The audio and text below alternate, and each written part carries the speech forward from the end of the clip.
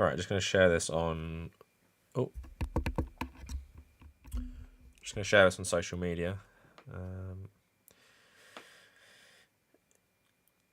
All right, Instagram. Okay. Live streaming now.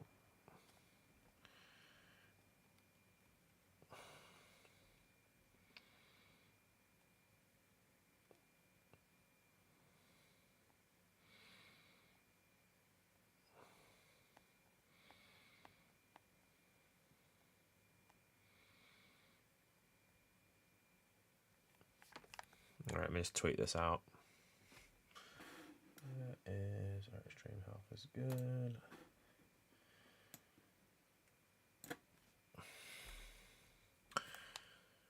All right, streaming about mass shootings now.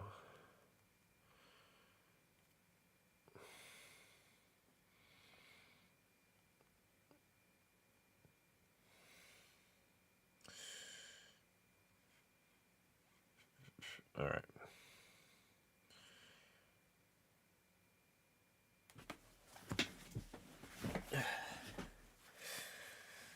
Yeah, so obviously I'm going to wait a bit before get properly into it, because obviously I have a lot of thoughts. I've been tweeting about this lately, but yeah, obviously super fucked up, like, but then it's just depressing because, you know, how many school shootings are there every year? I guess this one's even worse because of the information sharing about it, like the families talking about their children, like, has been really widely available. It's been pretty hard to read, to be honest. I am really desensitized to a lot of this shit, but it's hard reading the families stuff and seeing the pictures of the children as well.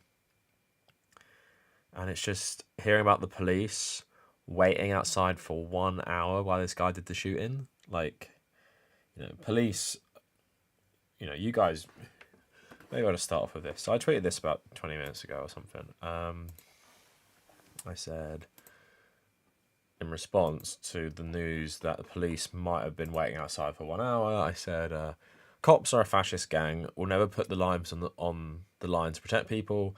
Psychos who join to carry out violence on unarmed, and people who can't fight back. When a guy actually has a gun and is ready to shoot them back, they hide.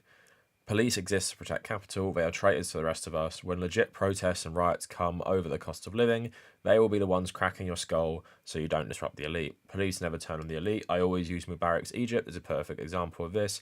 The army, which often protects the elite, sometimes choose not to. In Egypt, they did nothing to stop the revolution. Police forces were killing protesters until the last moment of Mubarak's rule.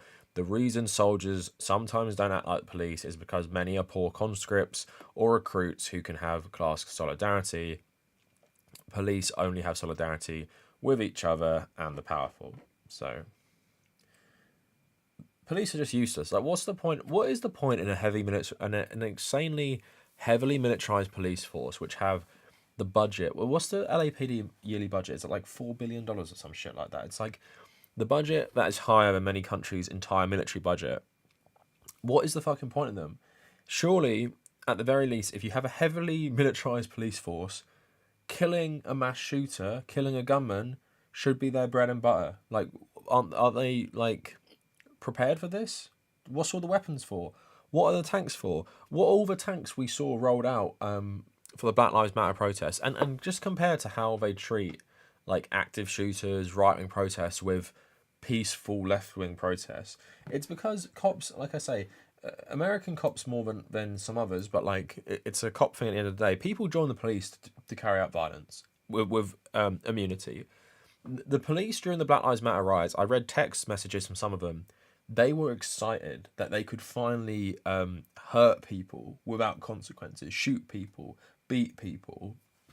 But when a fucking guy like this starts killing children in school, They all hide outside because they're too scared. That's the thing. All cops are cowards, and they're all fucking these high school bullies who just go into a job where you can literally do whatever the fuck you want, including killing unarmed people, and get away with it. But when someone has a gun, who might shoot you back, oh, we got to hide outside. Let him kill 20 children. It's just.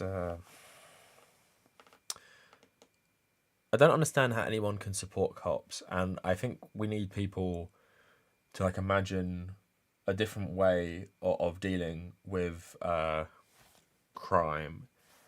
You know, if they can't even do this, what is the point? What is the point in police having guns? They might as well not have guns. Because most of the time they fucking take these people in without killing them anyway, like Dylan Roof or the Buffalo shooter. But you know, killing unarmed black people in their car, something they got to do.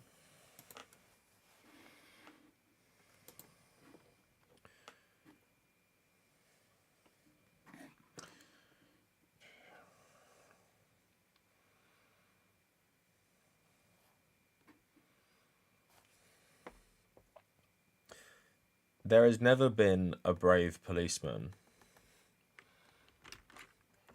An American policeman, at the very least.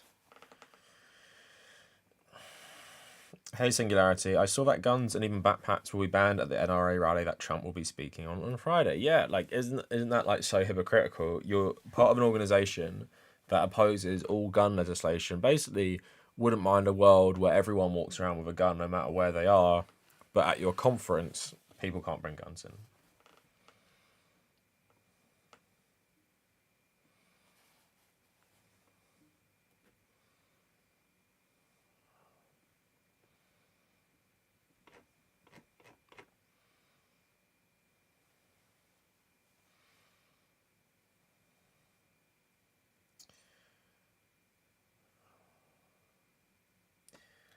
So, wait a bit longer, but I'll read some more tweets I've been writing this week just about the shooting and stuff.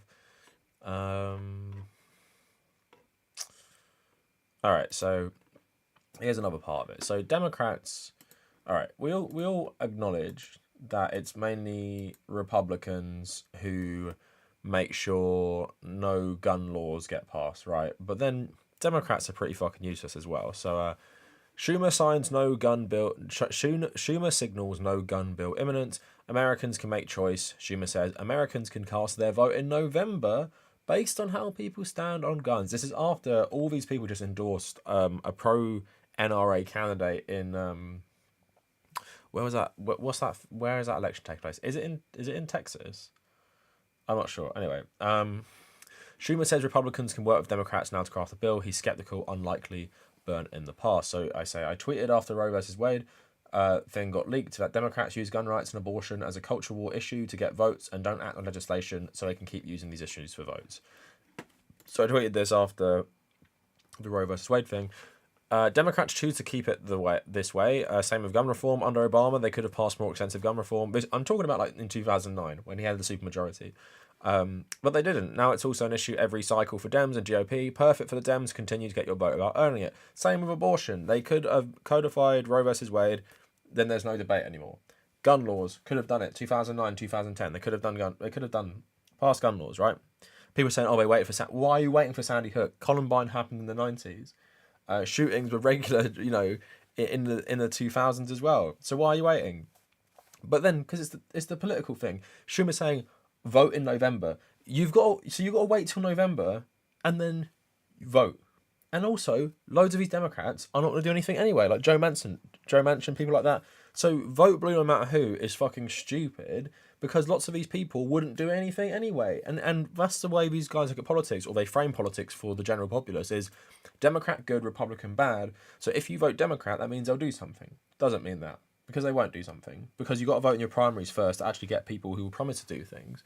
So Democrats always do this. Abortion. It's the reason they don't pass proper reforms around it, because it's like they keep you on the hook.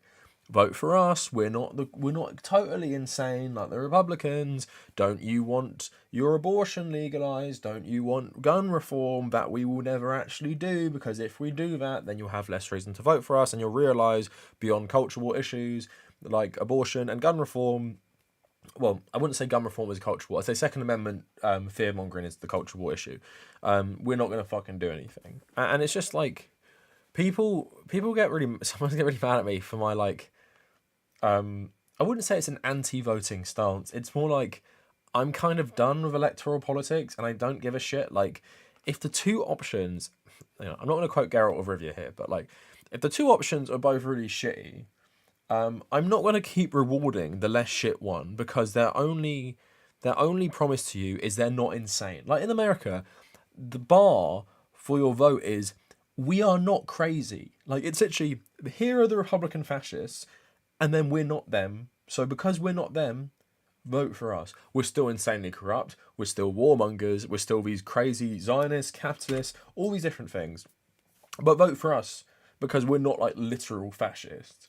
And I said this before Joe Biden was elected. I said, how long can you just keep doing this, right? You keep voting for the lesser of two evils until Ron DeSantis gets voted in 2024 because Biden didn't do anything, right? So you're running out of time essentially because Republicans are going pro-fascist. Stopping fascism is not voting for centre-right politicians who will do fucking nothing, right? If Biden came in, legalized marijuana, did loads of these executive orders that could actually help people, he would hopefully, if he was a good president, he would take a lot of the thunder out of like Trump or DeSantis taking over. But he's done none of that because he fundamentally doesn't give a shit. But that's the thing. Like I said before Biden was elected, I said I wouldn't hold it against anyone for not voting for Biden because if you're rewarding the Democrats for running someone who's very similar to Hillary Clinton despite her losing, and you just keep rewarding them again and again and again, because if, people are like voting is my superpower or some shit like that, it's like, if you keep voting for these people, they will never change. And the problem being now is you had a chance. So this is why I blame the Democrats more. They had a chance after 2016 to be like, there's a reason people didn't like Hillary Clinton. There was misogyny and all that stuff, but there was a particular reason why a lot of Americans, most Americans don't vote. A lot of Americans were not motivated to vote for Hillary Clinton because they felt like she was more of the same, more political establishment. That's why a lot of people voted for Trump, because they thought it was like a fuck you to the establishment, right? The lesson should have been, don't run someone like this again. So they run Joe Biden. Joe Biden wins because Trump is actually really polarizing and pretty unpopular. Joe Biden wins, and they think, oh, we've been vindicated, right? This is the way to go. And then Joe Biden is doing nothing. His actual popularity is worse than Trump during the same period, right? And by Trump's about year and a half, maybe like 17, 16 months, Joe Biden is less popular. And that probably says it all. And like, why does he fucking talk like he's not the president? Like, even his speech after the shooting, he's talking about we need to take on the gun lobby. You're the fucking president. You do something. You get your party to do something. But he won't. He likes this moral, grandstanding and like trying to comfort the nation. That's all well and good in some regards, but it's like, you're the fucking president. Why do you talk like you're not literally the most fucking powerful man on earth? Absolutely useless, and they're gonna get crushed in the midterms and the next general, in my opinion.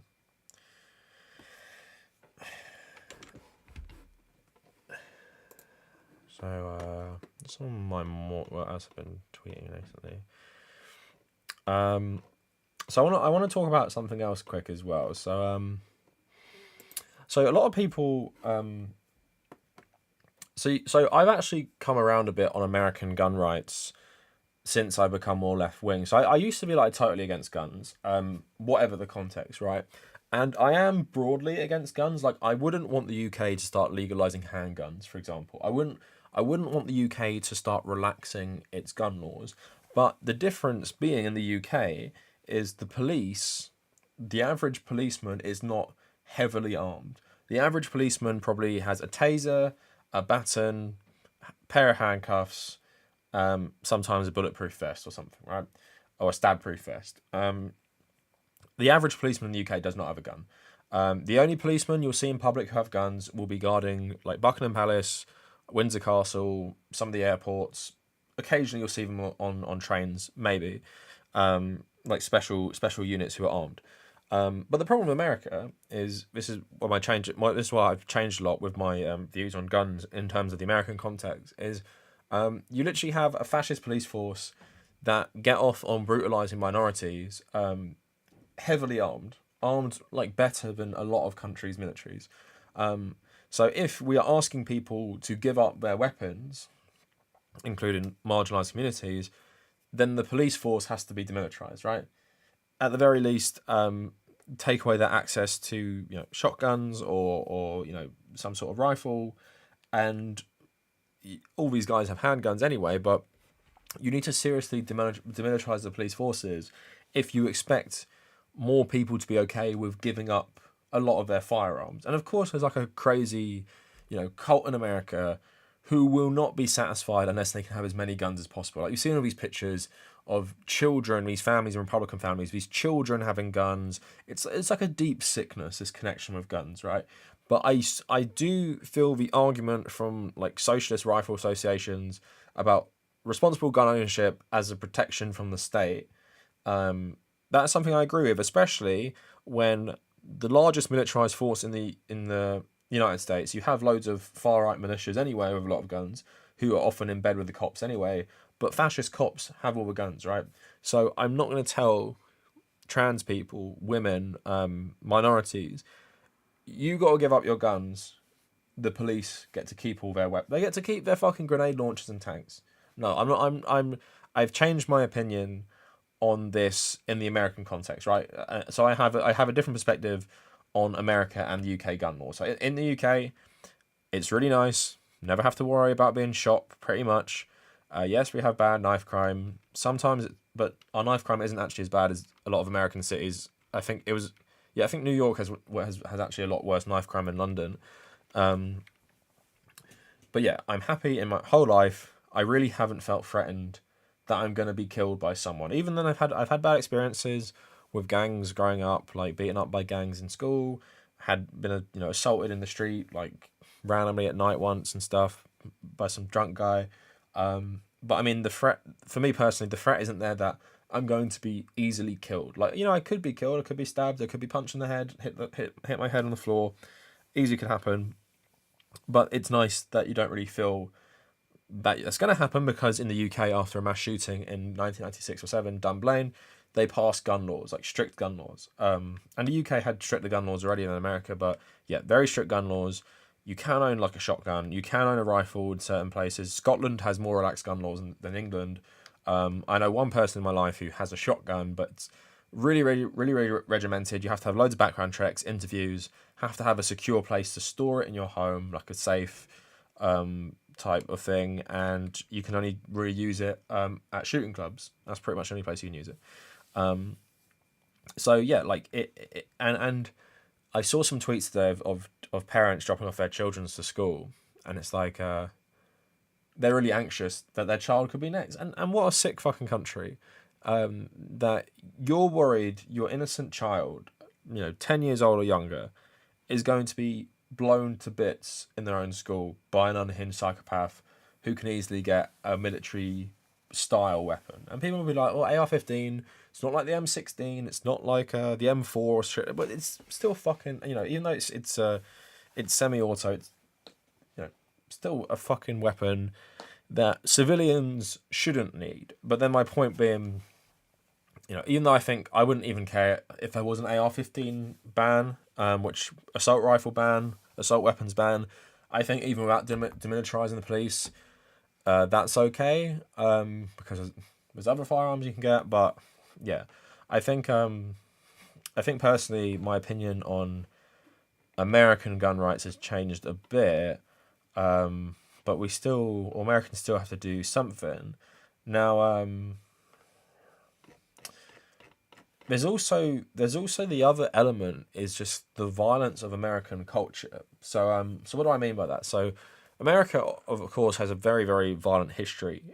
Something that the Nazis saw as an inspiration. Genocide, slavery, building their state on these things.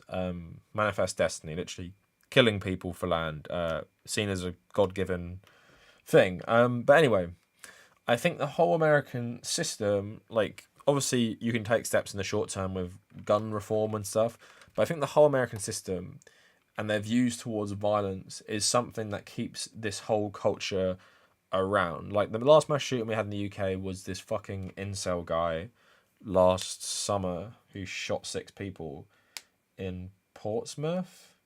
It's like total psychopath. Don't know where the fuck he got a gun from either. Anyway, but it's a very rare thing.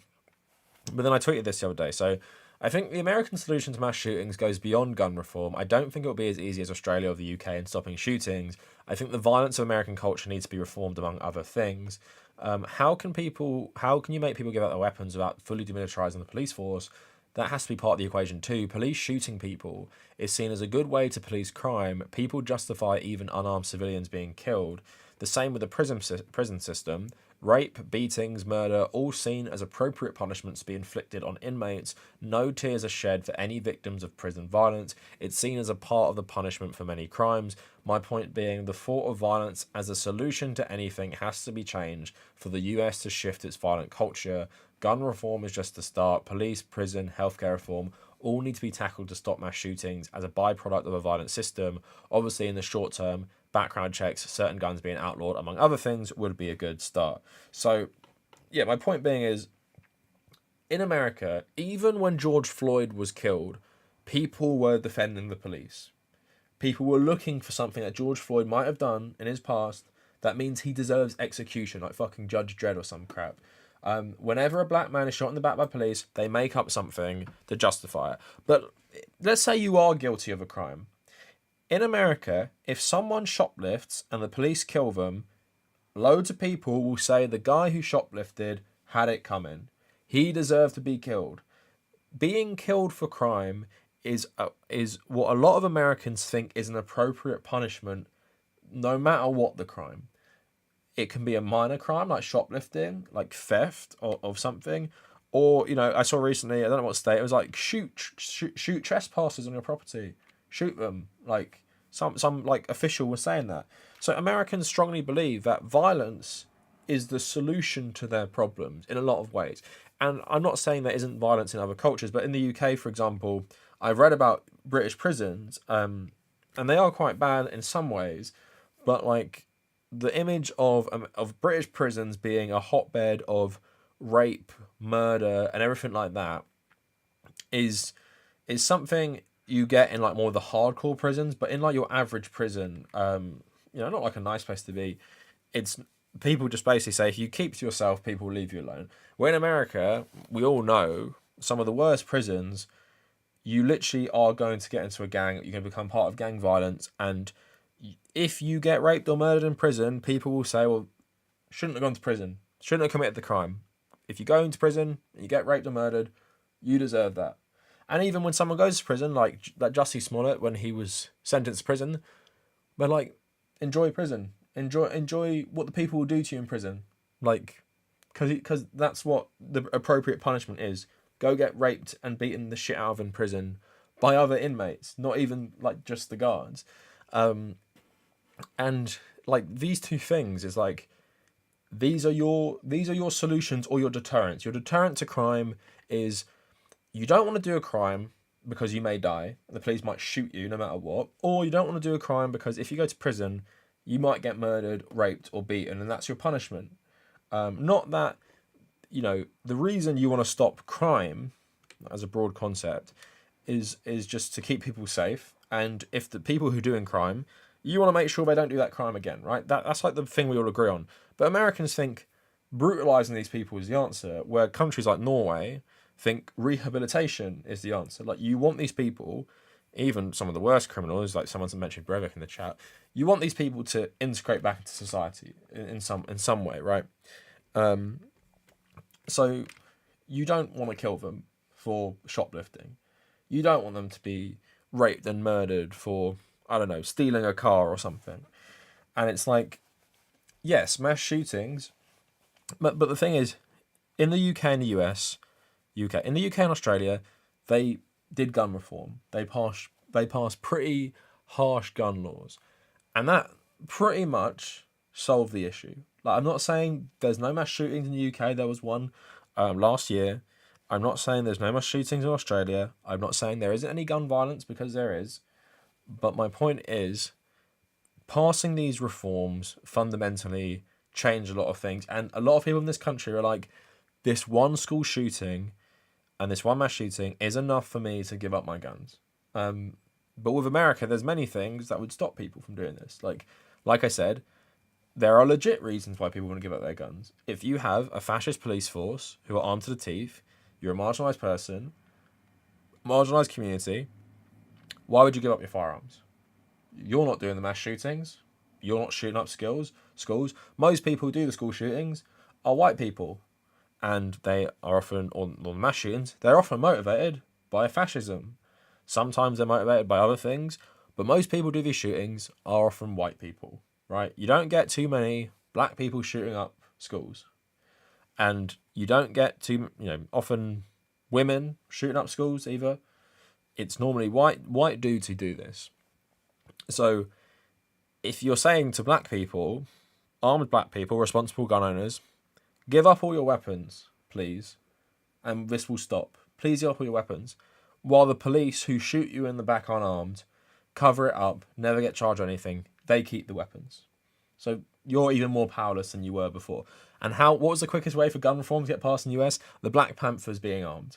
Ronald Reagan in California passed gun reform because he didn't want black people with guns. So it's just like crazy to me, like not crazy to me, but like I don't think just gun reform is the answer. And obviously I'm not saying you shouldn't do it because it's not the answer, but I'm thinking people like background checks will stop this. It won't. Like background checks are a good pathway, and they're something that should have been already like in every state. I know there are background checks in some states. It should be something that should be there. You shouldn't have access to all these firearms. At the same time, there are still going to be disproportionate. There's even with background checks, even maybe an AR-15 ban, there's still going to be mass shootings in America at a disproportionate rate compared to basically every other Western country, or basically even every South Africa is absolutely notorious for gun violence. Gun violence, in terms of mass shootings, is worse in America than South Africa. This extremely poor nation, which is absolutely awash with gun violence, and America's mass shootings are worse. Because America also has this mass shooting subculture. Like, I haven't seen the data. Maybe someone can look at this in the chat for me while I'm talking.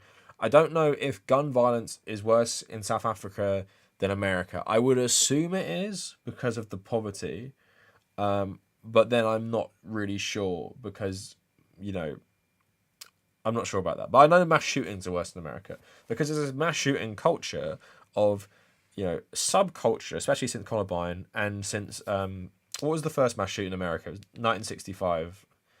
Oh, like the first modern mass shooting. Texas Tech, is that what it was called? The university. They used an M1 carbine or something. What was I gonna say? But yeah, there's also the mass shooting subculture, which is like the best way to go out if you've got a problem in the world is a big fuck you and go shoot up a school, go shoot up a shopping place, go do all this stuff, right? So someone's saying USA is worse than South Africa for gun crime. Is it worse? Yeah, I'm wondering. Virginia Tech, I think that's what I'm talking about.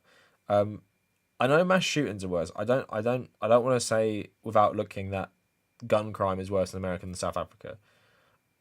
Obviously, America is a bigger country, so the numbers are probably higher, but I don't know if you're doing comparative data what's worse.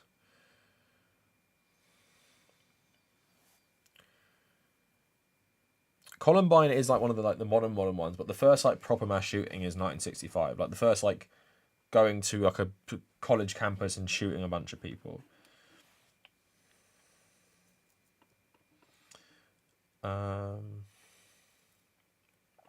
Anyway, yeah. So there's this mass shooting subculture as well that you have to tackle. In that, there's something very American about someone killing a bunch of people and then becoming a celebrity. Like serial killers becoming celebrity, right? That's a very American thing.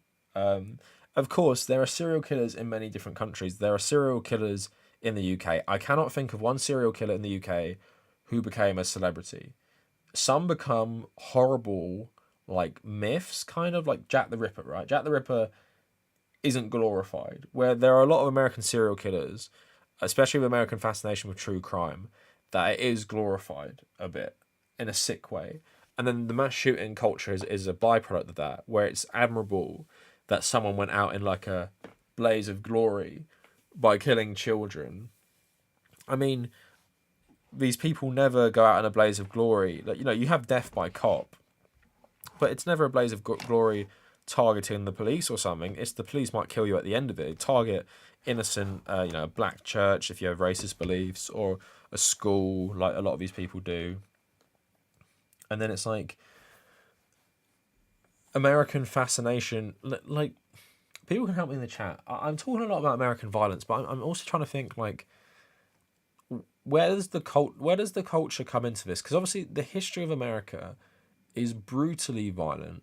Conquest, colonialism, oppression, like genocide. But I'm talking about, like, sometimes I think when we talk about America, we get too hung up on other empires. But I think the problem being is because European countries are so old, the countries themselves become a bit like they forget the history, right? And the American history is very recent, and the problems are still around. Like, for example, the Roman conquest of England doesn't affect anything anymore. The Norman conquest of England, the Viking conquest of England, that's not relevant to English history. Like, that's not English. That's not relevant to English present. Even the English conquest of Wales, not really relevant to England itself. Like, England itself, it's relevant to UK politics. I'm not saying that, but the English nation itself, a lot of these things, because it's so old, just aren't a factor anymore. Well, in America, natives being treated like shit and still, like, basically ethnically cleansed in a lot of ways. Black people still treated like slaves through the prison system and war on drugs. These things have been going back like the last 200 years. And because America is a more modern nation, I don't know if that... And obviously, a lot of American states only even joined America like only 100 and something years ago. Puerto Rico, American territory. Pacific Island territories as well. They only become part of America after like the Spanish-American War. Very new parts of America compared to some of the the East Coast states originally. So I don't know if, because America is this fairly new country, and the problems of its inception are still there right now, if it's the violence inherent in that is just something that can't be erased overnight. Maybe I'm giving too much of a pass to American culture as a whole, but like, there's something really violent about American history which informs American present. Like, even the Confederate shit, like worshipping Confederate generals, like, that's 160 years ago now, and they're worshipping these awful slave owners as people who are positive influences, naming schools after them and stuff like that. So yeah, I don't know if Americans help me a bit more, but I think the cultural thing is like, violence has a punishment for everything. It is suitable. Even capital punishment is still a thing in America, isn't it? Like, you get the death penalty for things. Innocent people get murdered. So yeah, I'm sure there's people who can talk about this a bit more, but like, the history is really violent. The culture is really violent. Someone was saying about, like, someone got ratioed bad because they're talking about video games. I don't think video games and entertainment, like, it's been proven in studies, video games and entertainment do not make people violent. Like, that's been proven a lot of the time. In fact, sometimes the opposite. It helps people with violent tendencies get out their violence virtually. But one thing I will say about mass media now, and maybe like gun worship, military worship, I think it's a fact for most people who play video games in this chat right now. If you play a lot of violent video games, you're not a violent person, doesn't make you violent, but I think you become more desensitized to violence. The same way watching a bunch of realistic war movies, or just watching horrible footage of war. I've watched plenty of Vietnam War footage, like pretty brutal stuff. I watched World War II footage, like not the stuff you see on the newsreels, like actual proper World War II footage of people dying and stuff. And when you have games that are so realistic now, like The Last of Us 2, extremely realistic depiction of violence. Like, the first time I shot a human in The Last of Us 2, as someone who's played violent video games since a young age, That was shocking to me. So the first person I killed, it's after you first get captured in Last of Us 2, and I shot a woman in the leg with a shotgun. Her leg blew off. Really realistically, she's on the floor screaming. Her friends are calling her name while she's dying. And when you look at the body, it's rendered very realistically. Her movements once she's been shot, and like absolutely screaming like a banshee. And then later in the game, slit people's throats, hear them gurgling, see people get hung, like gutted and shit like that. Like I've never played a game that has such a visceral depiction of violence. But then even in the game, the more you play it, the less it affects you. You don't care by the end of it. Like people calling their friends' names while you shoot their heads off or stab them to death doesn't affect you anymore. And it's even like a good commentary in the game that you get desensitized to the violence within the game. And I'm not saying playing that game makes you ready to see that in real life. Like it's definitely, even watching people dying in real life through a screen, I think your brain knows there's that detachment there, doesn't it? Like you can watch Afghanistan footage, like even war crimes. I saw that video of those Australian soldiers shooting that farmer in the back and stuff. But you still, through the screen, I think your brain knows you're not actually seeing it in reality. But I do think the levels of your desensitization to violence through media as well, and I'm not saying it makes you more violent, but I'm saying a lot of people can start to tolerate things like even mass shootings because your whole culture is so violent. Not just Americans, I'm talking about like mass media and stuff. And the more realistic it gets, the more desensitized you become. Like the more you kind of think you've seen someone be shot before. You've physically done it in a game, like virtually. I think Metal Gear Solid 2 is a bit of a commentary about soldiers being trained in VR and like how much it makes you ready for the real thing. But yeah, like it's, I think there's a whole host of things here, but I think even me personally, I said this with the Ukraine stuff. I said I feel bad because my reaction to this violence is not as horrified and visceral as I would expect it to be and as I want it to be, right? Seeing actual people dying in Ukraine, like which I've seen on Twitter and stuff. I wish I had a more like sickened reaction to that, but I don't. And I don't know if it's the contextualization of it, because for me personally, the only thing that has affected me properly in the last couple of years was some of the phone footage of Palestinians being bombed by Israelis. And sometimes when I follow some like anti-IDF pages, like seeing some of these like Israeli atrocities, like can fuck me up a bit, just because it's like a very militarized, powerful group versus an extremely vulnerable group, and it's just really sickening to see. But I think generally when it's like a really violent act, sometimes, I'm not saying if there was a video of a shooting, I could watch it and feel fine. I think it would fuck me up still. But I'm saying there's like a tolerance in your mind for certain acts of violence, which you've been conditioned, and it's not just through video games and entertainment, it's also through news media. And now with the internet, the amount of shit I've seen since I was younger. Like I remember when I was about 15, I saw a video of Mexican vigilantes killing cartel members with a chainsaw. That was just on my Facebook page. Something extremely gruesome, which I saw as like a young person. So like I don't know if all of this together, and especially because Americans are the creators of a lot of this media, just contributes to like a wider desensitization of violent acts, where you can kind of compartmentalize. Is that the word? I don't even know what I'm trying to say. How you can kind of just like put it in the back of your mind and accept it as normal, and especially when you live in a country.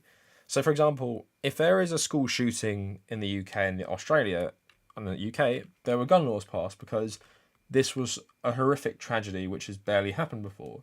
So people were rightly outraged and they were sickened by it, sickened enough that it would not be politically feasible for the government to ignore it. Like you couldn't ignore it. You couldn't ignore it either because your colleagues would be so outraged. You couldn't ignore it because you'd be absolutely crushed in the next election. Like even from a like political mindset, you could not ignore this, right? But in America, you can ignore it. you can be like the Democrats and that like there's nothing you can do. You can be the Republicans and blame it on mental health and stuff like that. Because in America, it's so normalized and people are either brainwashed by their love of firearms or multiple other reasons that there is no political pressure really to change things. Because at the end of the day, like they're saying, vote in November. But by November, people would have forgotten. Most people won't care anymore. And in a horrible way, like, the more things goes on, the less people care. And the Republicans are just waiting to ride this out. Like, in 2 weeks' time, 3 weeks' time, 4 weeks' time, 2 months' time, no one will be talking about this. There'll be no pressure. No political pressure. There's pressure at the moment, but they're just going to ignore it, like they always do. So that's the thing. It's like there's no consequences for ignoring it. Because the climate, there's something about America, and I've theorized, like, speculated and everything, what specifically there is in America that makes this okay, like that makes this normal. How can Americans say I want an armed policeman at every school instead of let's have gun reform, police reform, prison reform, violence reform, anti-violence reform? Why is the solution more guns, teachers being armed, teachers potentially having to shoot their students? Not expanded healthcare, mental health treatment, which they pretend they care about anyway. But so many different things that is needed to be done, and you can look at so many nations to get examples of this, instead of being like more guns, more guns, more guns.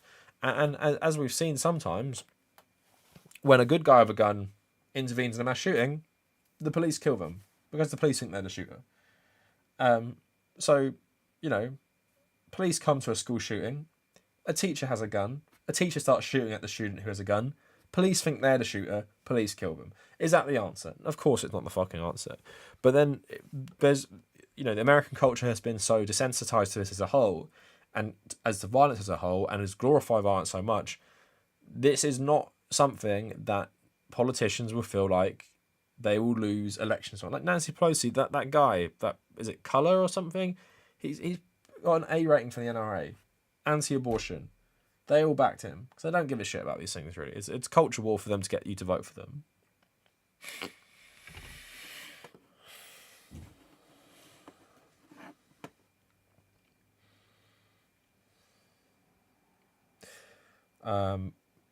Patrick Pierce saying, it's depressing since I'm a responsible gun owner and I used to subscribe to various historical gun channels. I had to unsub from them all because they all turned out to be NRA, Second Amendment nut jobs. Yeah, like I made a video about gun YouTubers and how most of them are like the worst kind of right wingers, like Rhodesia simps, massive fucking Second Amendment like you say, nutcases and stuff.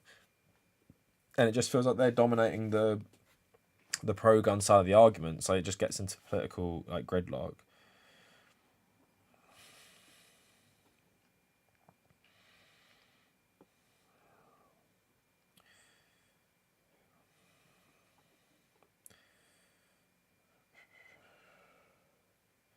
Sorry, I'm just reading some comments now. And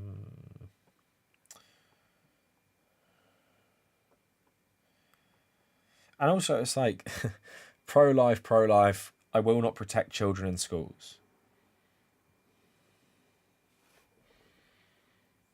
I saw that chainsaw video too, yeah. I don't know when it was going around, maybe 10 years ago or something?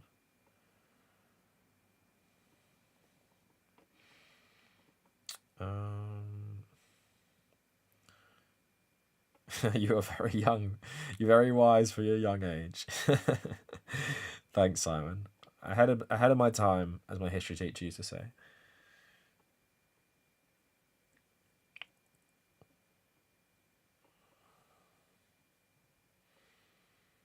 The UK, I don't think, is worse for knife crime. I'm pretty sure that was based on 1 month where London was worse for New York for like 1 month. But I'm not sure, to be honest. I don't know why we would.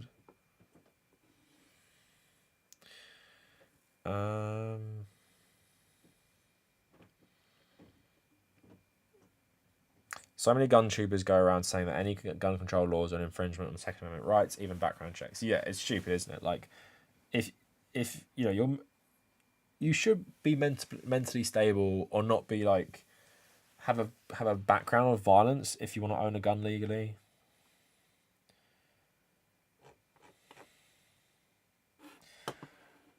But I mean, it's just like So okay, so here's another part of it as well. For example, so I did my master's thesis a bit on, well, the case study I used was the media coverage of the first Gulf War, right? So the first Gulf War in American history, the way it was covered was essentially like a video game. All main three news channels, Fox, CNN, I don't know what the third news channel was back then. They covered the war 24/7, like it was a movie, like it was a video game, like seriously, like insane, and war as like a sport, war as entertainment.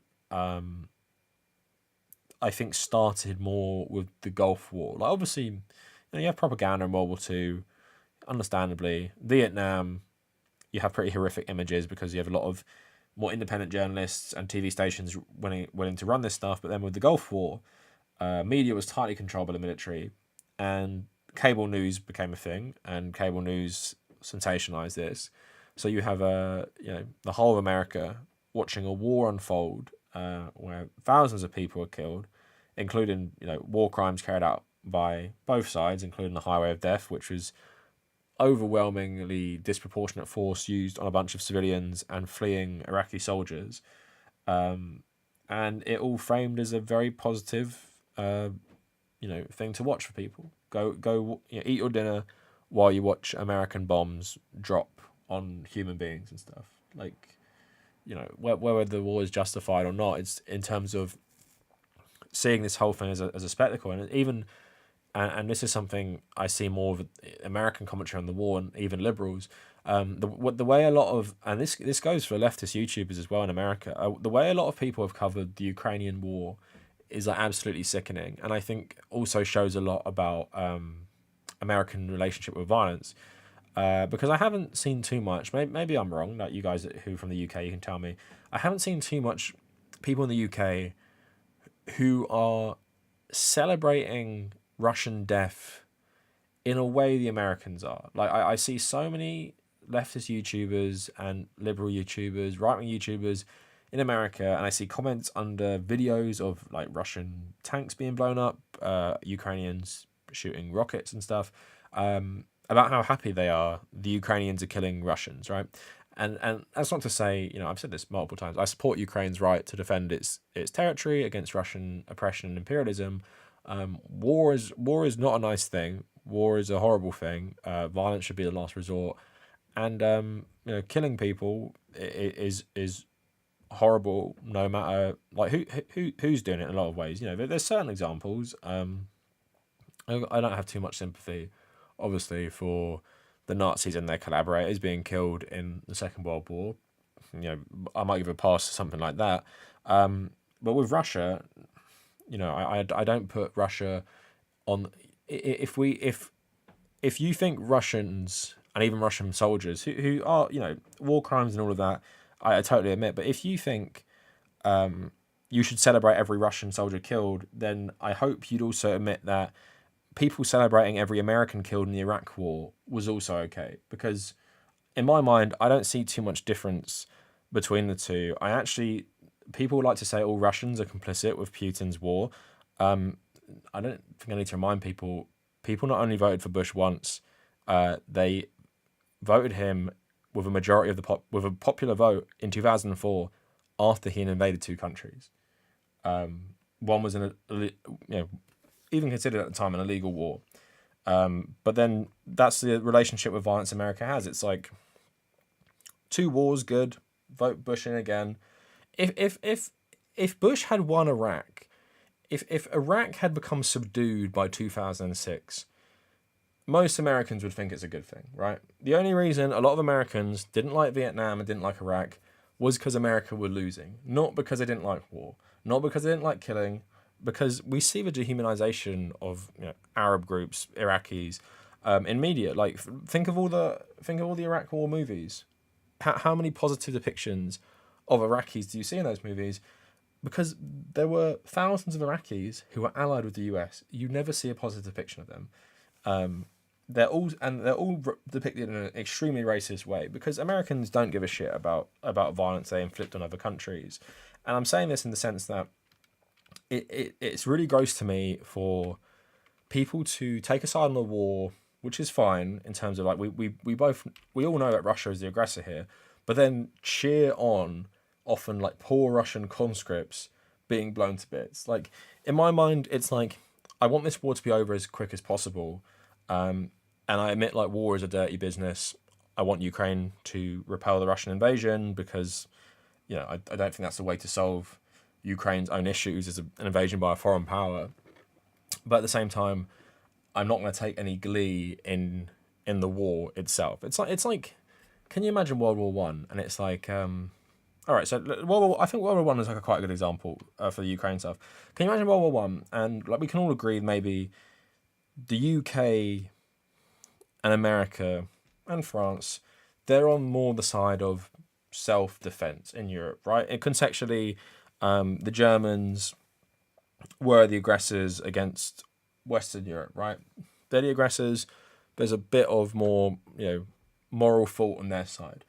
But then, can you imagine, like, you look back at that now and think, oh, yes, in 1918, like, 30,000 Germans were killed in, like, 2 days, like, in France.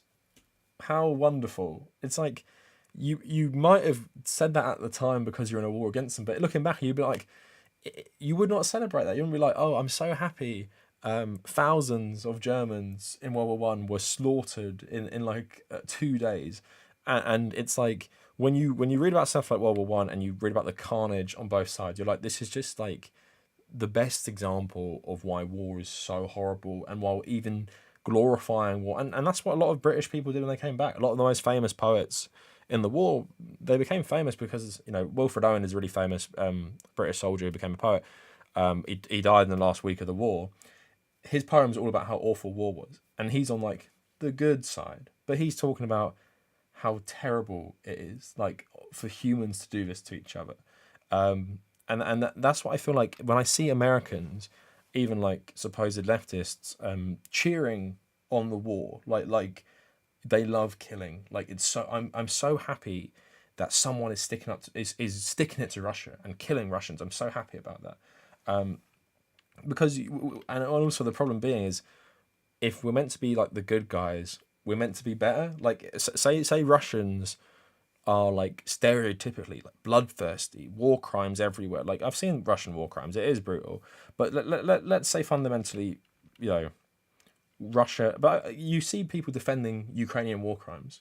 You see people defending like the Azov battalion, like Nazis who have done war crimes before the war even started. They were doing war crimes years ago in eastern Ukraine against minorities. You see people defending that stuff and glorifying it, and then I think in my head, maybe it's not just Americans doing it. Maybe there are loads of British people doing it, but it seems like because America dominated the internet, that glorifying war is part of this American culture. We're glorifying violence, or at least accepting violence, like I was saying, as an acceptable solution, is so mainstream because there is no like thought about, I guess, just the cycle of violence or how terrible violence is for people in general. And it's just, for me personally, obviously, as someone who comes from IRA background, some of my family were in the OG IRA in like the 1910s.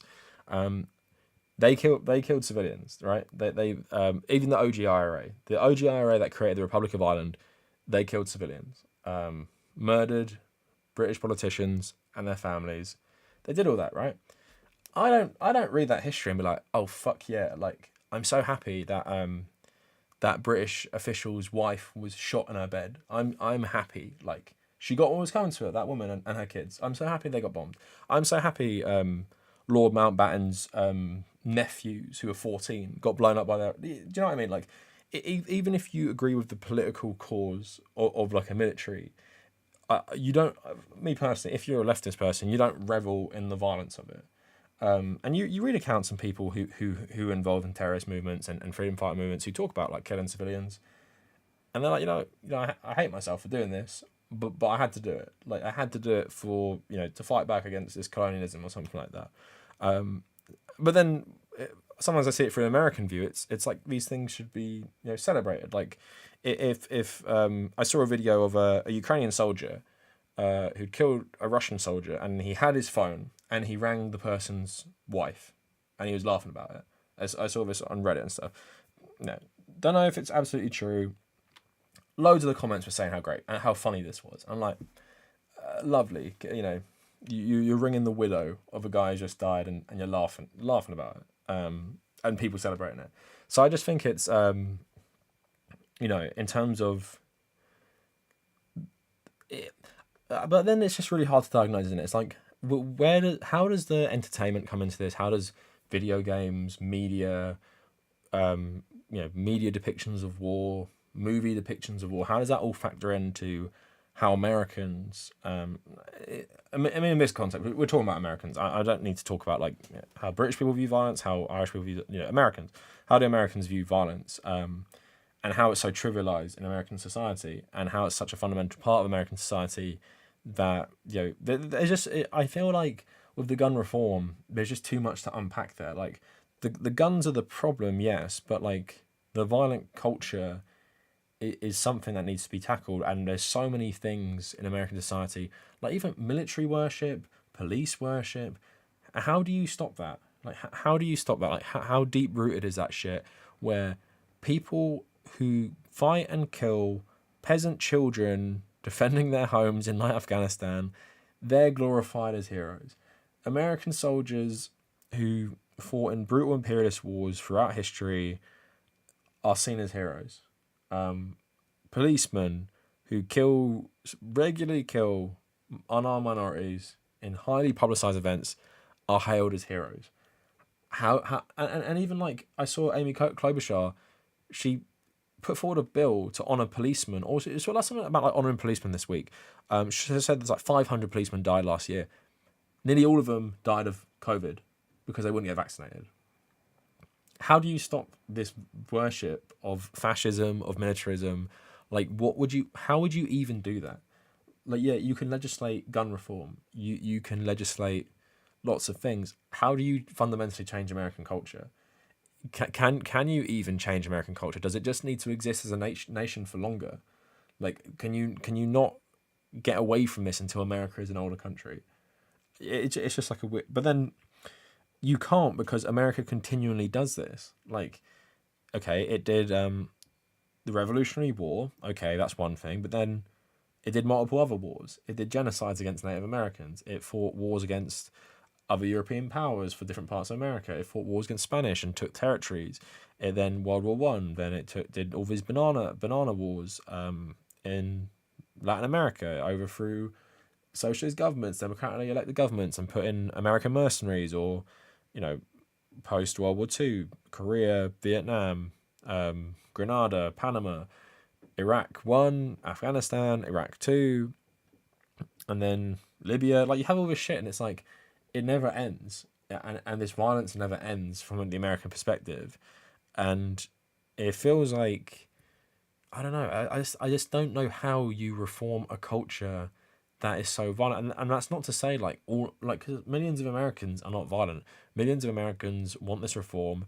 Millions of Americans don't like the cops. Millions of Americans don't like war. Millions of Americans, are very, very nice people. And there's a different thing in England where I think there's an English mentality in the culture, and it's not inherently violent, but it's more like the superiority complex, and I'm like, England inherently doesn't even, not as much as like America, like overtly brainwashes people to be patriotic, but there's something in our culture which I can't really pinpoint, which makes English people specifically view themselves superior, especially to other people in the United Kingdom. But like with Americans, it's like, how do you get this worship of violence out of the culture? Like, can you even do that? It's like some things just have such a hardcore cultural influence. Like, when I read in history, like Confucius in China, Confucius like still has a massive influence on China. This guy from like 2,000 years ago, and it's just such a part of their culture. And imagine trying to get rid of it. You cannot get rid of it. It's just such a part of their culture. You can't get rid of it. And there's loads of Asian countries with this stuff. It's like, it can be like religious things like Buddhism, or in India, things like Hinduism, and weird things like the nationalism around that sometimes. And it's just like, how and various things like cultural things that countries have, and it's like, how would you, even if you like ban these things or like reform these things or got rid of these things, it doesn't change anything. Like even tomorrow, if America did a nationwide ban on guns, legal guns, I don't think it changes the violent culture inherently.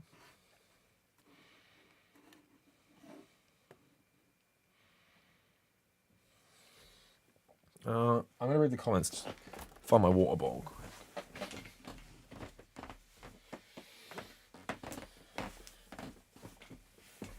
Take the drink quick. I'm gonna read some comments now. It's too deeply embedded. Yeah.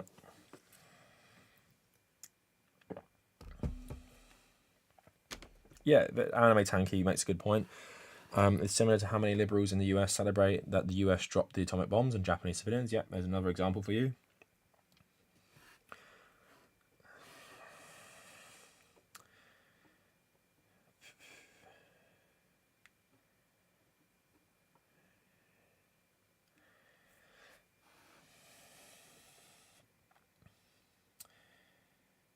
Yeah, but Simon, look, well, what about like COVID lockdowns in China? Like you're saying, countries with huge populations don't care about their lives as much.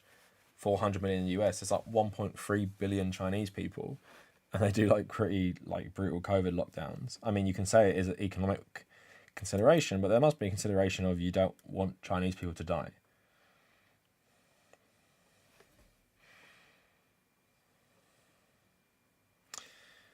Um,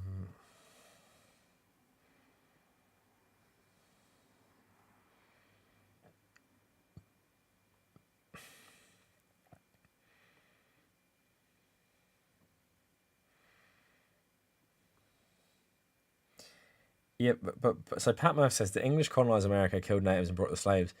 Yeah, but Pat, um, what was the background of nearly every? What was the background of the people who led the revolution? Most of them were English or Scottish. You can't, you can say it's the English colonized America, yeah, but the people who colonized America, just like with the Spanish who colonized the New World, they formed their own political identity as Americans. You can't just say, "Oh, it's the English who did it." Yeah, the English did it, but then a lot of the English who did it, then created the American state. Like George Washington fought in the British Army.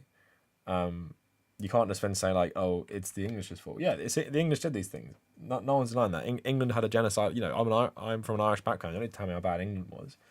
But then there's also a fundamental difference with how, even if we look at not defending the English so much, but how the English treated the natives compared to how the Americans treated the natives. Both pretty terrible, but there was a recognition on the English about some sort of sovereignty for the natives, where Americans just, we're going to kill you all, basically. This is ours.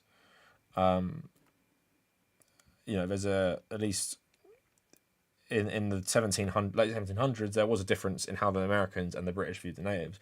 Although, yeah, I'm not really defending how how white colonizers treated Native Americans, because you know it comes from a place of white saviorness, I guess. Because in Spain, it was like the settlers treated the natives so badly, the Spanish crown interfered to try and pass laws to stop them from doing this, because there were Spanish priests who would report back to the crown and say like, what these people are doing to the natives is just out of control. It's like inhuman. It goes against God, basically.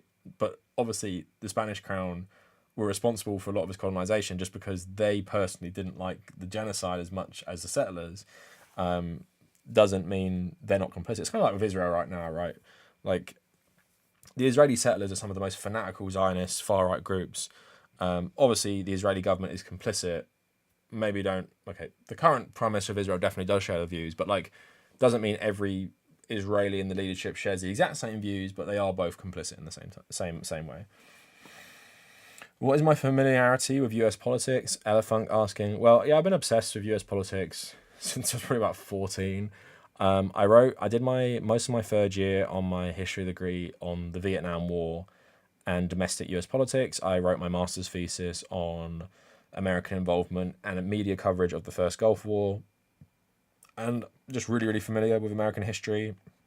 Always loved American history. I'd say American history for me between 1900 and today, I know really well. I know European history really well as well. I'd say America and Middle East are two of my areas of expertise, and European history.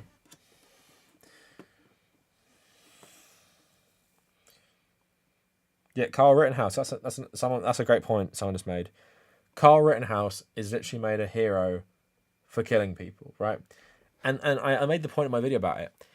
Even if Carl Rittenhouse's self-defense was the most clear-cut self-defense ever, like he was a random guy on the street, some guy came up to him, attacked him, threatened his life, and he shot them in self-defense.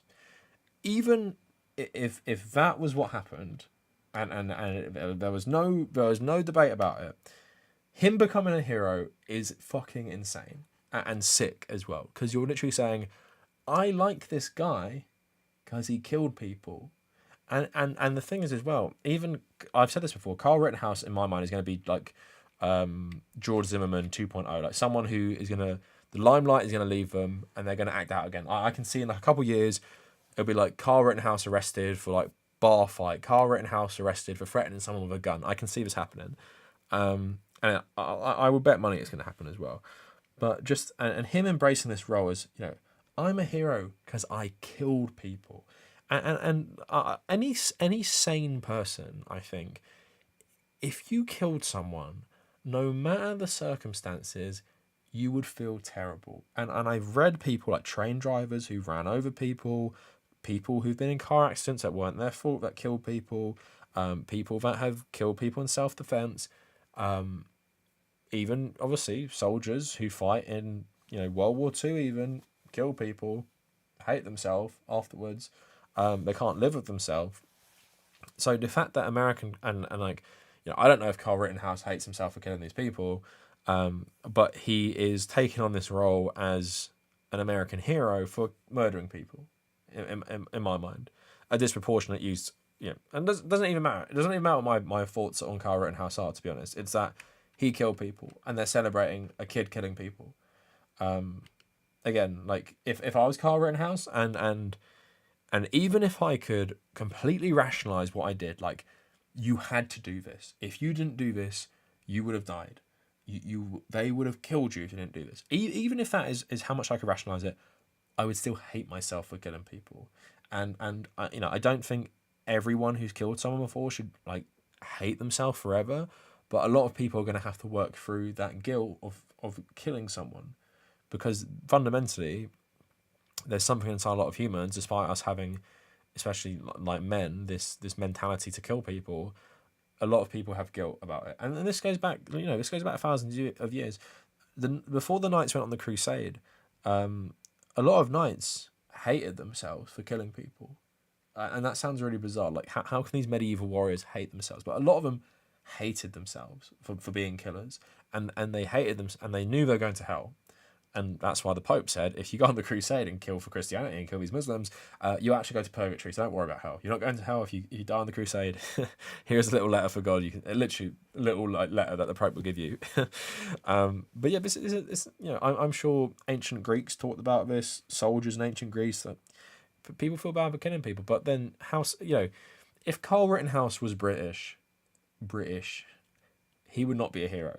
And I'm not saying this as like, oh, Britain is the best ever.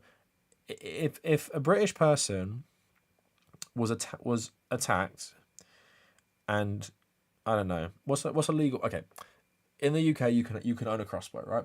If a British person was at an anti-racist protest, was attacked and shot dead 2 people with a crossbow, got exonerated by a court, the thought of him becoming a hero in this country, like, I don't know if I'm that cynical yet to believe that Britain would worship this guy. I would think that most people would be like, even if I agree with what he did, it's sick to worship this person. Like, you're literally only liking him because he killed people. But I think what the British mentality probably would be like, even if you agree with it, just let him like get on with his life. Like, leave him alone. Like, he probably feels bad. Where in America, it's like, Carl Rittenhouse, come on every conservative podcast, go on the biggest news stations in the world. Let's celebrate your killing. And you can celebrate it too. You're a celebrity now. You're famous because you killed someone. again, like how dystopian is that? How sick is that? And how much? I'm so glad someone brought this up, by the way. How much does that speak to American culture? That one of the most famous people from last year was a teenager who killed people, and that's it. Nothing else. Killed people at left wing protests. That's all he did. Absolutely insane. And like like I said, I hope I'm still not jaded enough about the UK in terms of England domestically's relationship with violence. I'm not talking about the British Empire and our relationship with violence. I'm talking about England, the English population, and the relationship with violence. I still don't think that if we had an English Carl Rittenhouse, he would be a celebrity. Like I cannot imagine. Actually, I just cannot imagine it. I cannot imagine seeing this guy on Sky News being like interviewed in a positive way, or seeing this guy on I don't know. I'm trying to even think, like, even GB News. I don't know, maybe. And I can't imagine him going on podcasts in the UK and talking about killing. Okay, I will happily be proved wrong if we ever have this in the UK. I just cannot fucking imagine it. But I also cannot imagine it because the way UK often talks about its own like killers and serial killers, it never feels like it's verging on the celebrity, which I feel like with a lot of American serial killers, it verges on the celebrity. Like Charles Manson, for example, is probably the best example. And some of the most gross UK serial killers, I don't think they get any celebrity. I don't think there's any glorification of them, or this film. I know I could probably reach out to Oliver Stone and interview him if I wanted, but has Natural Born Killers by Oliver Stone like ever been more relevant? And it's crazy that film came out like nearly 30 years ago.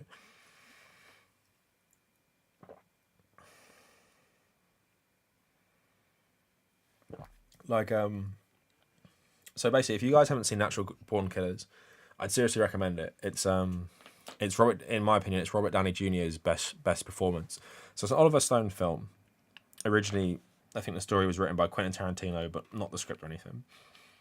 Oliver Stone thought Quentin Tarantino was shit, so he kicked him off it. But anyway, so in the film, it's basically about two serial killers, a man and a woman, a couple, like Bonnie and Clyde, mix a bit with like Charles Manson, mix a bit with like a lot of serial killers, right? So Woody Harrelson plays the main guy. Fun fact, Woody Harrelson's dad was actually a hitman in real life. Might have been involved in the JFK assassination, which is a conspiracy theory. But anyway, the whole film is about how the media glorifies serial killers and America's relationship with murder. And it's a trippy film. It's fucking insane to watch. Like, it's great editing by Oliver Stone. I know he's like heavily involved with the editing side of his films. But Robert Downey Jr.'s character is this Australian journalist who's just so excited to be interviewing this serial killer. And in the wake of the Rittenhouse stuff, I was just thinking about this film so much, and I was like, it's just crazy how this has seemingly gotten like worse and more insane. And like, I think you could make a sequel pretty easily based on current things that have happened. But the film's really good commentary on just how the American media and to a lesser extent the Western press in general like glorifies gruesome murder essentially, and normalizes it and makes it to be like a morbid fascination. And I think you could make a good video. Not that I'm the person to do it. The American fascination with the true crime genre and how they've treated even the Amber Heard and Johnny Depp stuff like a true crime case, treated like the Epps. What was the one recently? It was basically watching like true crime and real Gabby Petito, the Gabby Petito thing. It was like people were excited that this girl was murdered by her boyfriend because it gave them an interesting story. And I always feel like that with like stuff like the Amber Heard thing and Johnny Depp. I'm always like, what sort of person sits around watching this trial every single day for weeks? Like, who is this person? Like, I could not be bothered to do that. Like, it does not interest me. Even if I was vaguely interested in the story itself, I cannot imagine watching this. But there are just these people who consume like this kind of like morbid criminal shit like it's entertainment. And I think that's another part. It's like from Natural Born Killers, Rittenhouse to Gabby Petito, the way a lot of Americans, even from a very young age, view murder and crime as something fascinating to like a movie essentially. I don't think it's necessarily like unique to America. Like, I'm not saying America's the only country that does this, but my main point is I think the how widespread it is very like American for me. Like, I made a video about the Gabby Petito thing. I was like, how are people turning this into a true crime thing in real time? Like, the dust has not, like, her body had not even been found, and people were treating this like they're listening to the latest Epstein or Aaron Hernandez podcast or some shit like that. It's just but yeah, but like I said in this tweet, I just don't know how you change. How do you change that? How do you change it? And I think the media, like Natural Born Killers, lays a lot of the blame at the media. I totally agree. Like, I think the media, mainstream media, 24-hour news media, especially the American style, because Fox News is entertainment essentially, isn't it? It's not news. It's entertainment. So CNN often is this as well, and it's like how do you change that? I just don't know if there's a I don't know if there's a good answer.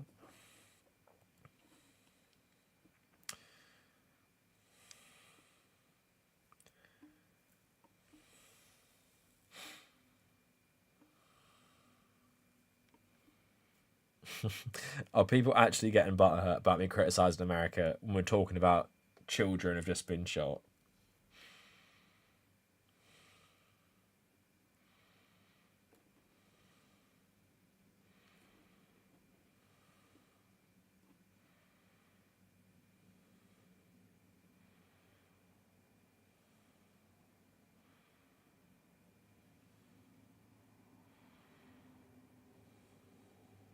Yeah, people.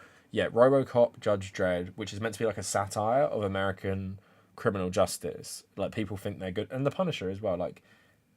Put, I can make such a good video on this, but I would be so unfocused. Like, American police having Punisher logos on their cop cars. It's like, how can you be an enforcer of the law and have the symbol of a character that kills criminals without due process? Like, how can police have fucking this badge on them?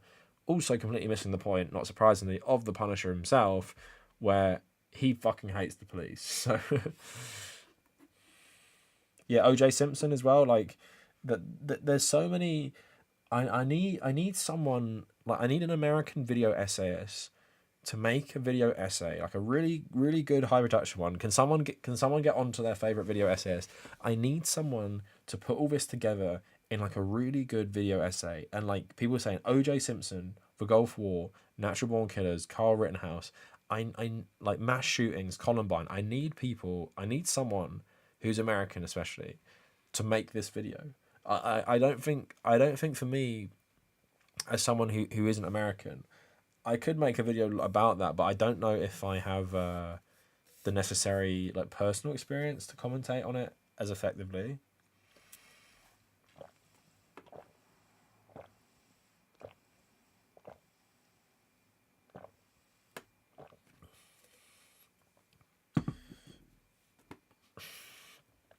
The ending where they have kids. Yeah, it's so fucking stupid.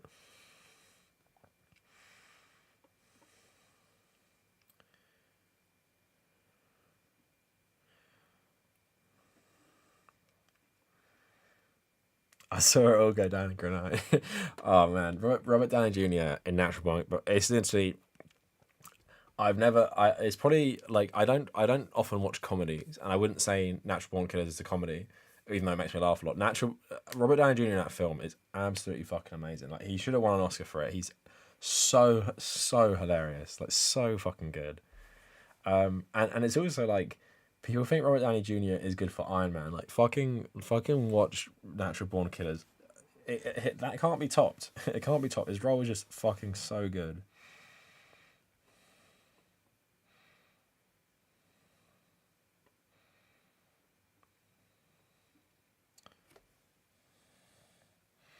So I'm just reading some more comments. Yeah, Carl Rittenhouse is rich. Says it all, really.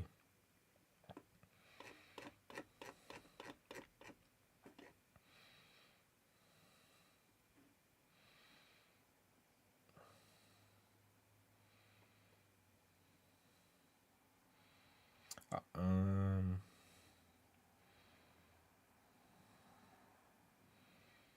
Oh, okay, so that's good. So Dial F Film Center. There's a video SAS called Renegade Cut, who made a video about America's gun culture through the movie Death Wish. Okay, that's pretty interesting. Um, just reach out to your American audience, right? Yeah, I guess I could. Um, there are too many topics all in one place.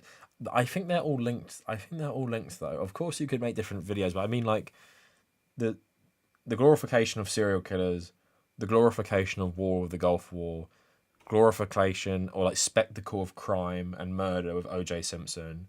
Natural Born Killers, the film, is of course like commentary on all of this, and then Iraq War, even maybe even 9/11. I don't know.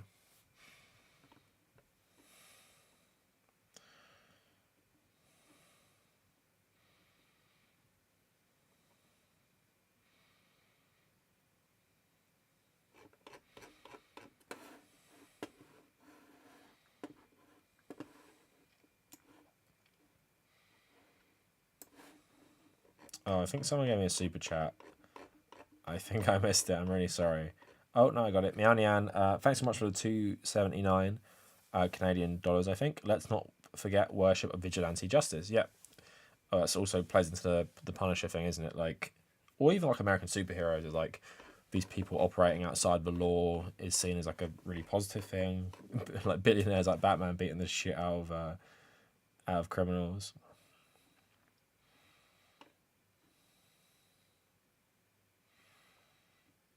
Um,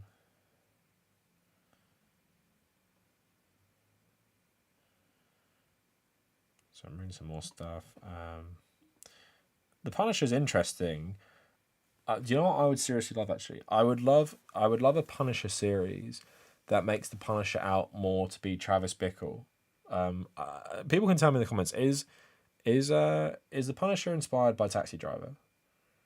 I would like a Punisher show where he's like proper unhinged, like Travis, rather than the John Bernthal like honorable soldier just trying to like make amends for his past or something.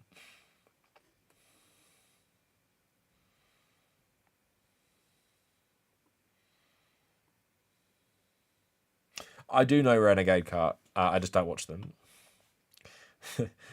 Renegade Cut is the YouTuber who appears on Twitch streamers' live streams where they're eating dinner.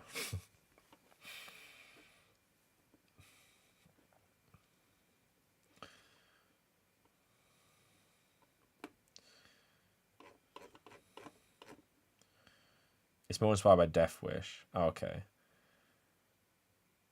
Punisher was in the comics before Taxi Driver was released. Yeah, maybe. But he was a baddie in Spider Man first, wasn't he? Like his actual character wasn't fleshed out for a while.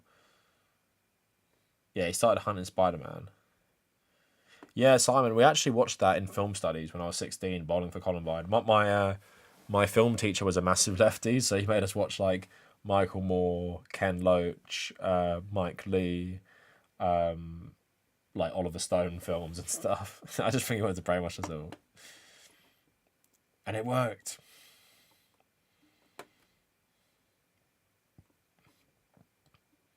So Elephant saying, I think the sympathetic angle of the Punisher is essential to his character. Otherwise, he's just a strange cop.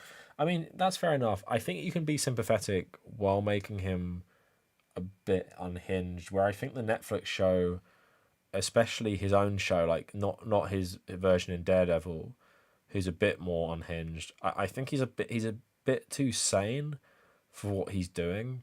I don't know.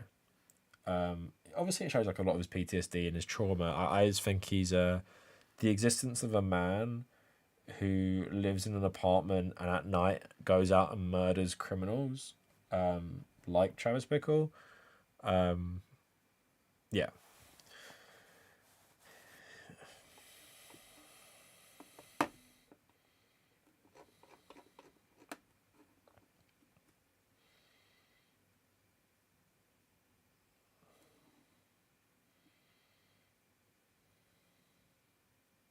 Is there a reason you don't watch Renegade Cut? I mean, personally, the reason I don't watch, I really do not watch much political YouTube, like at all. I watch the Young Turks for news, when I'm like making a thumbnail. Maybe, like, for example, they're covering obviously the shooting right now, so I watch them because they're covering the shooting, and like I like, you know, I like Anna's politics a fair bit. Cenk's okay as well, but they've had a big influence on my own channel. Like I wanted to do YouTube because of them. That's pretty much it, really. I don't really watch many lefty YouTubers. I watch some lefty Twitch streamers, like Amy, who I featured with in a video about Mr. Beast that I had on this channel. I watch her a bit, not all the time though. But yeah, when I watch YouTube, I just watch gaming stuff. Really, I do enough political YouTube and read enough political shit. I don't really want to watch political shit as well, and even the games I play are quite political a lot of the time. Been watching like 24/7 Metal Gear Solid live streams lately. Some more news, yeah. I follow like all these people on Twitter, and most of them follow me, and it's like I just don't watch their stuff. Yeah, FD Signify. We follow each other on Twitter and we like each other's tweets. Never watched one of his videos.